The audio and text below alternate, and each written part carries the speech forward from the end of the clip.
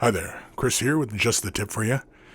As the title might suggest, we are going to test to see if Citadel Contrast goes through the airbrush. For that, we're going to use Ayenden Yellow. We're going to use a Badger Patriot 105 spraying at around 25 psi. Just loaded a little bit here. I've got a model primed in white, and I begin just laying it down. And as you can see, of course, this is all sped up, but as you can see, it goes on, and of course, the longer you linger in an area, the more saturated the color does become. As you can see, it goes to a quite golden color, and it's quite bright yellow on the edges. Next is Minitarum Green. This is another Citadel Contrast color.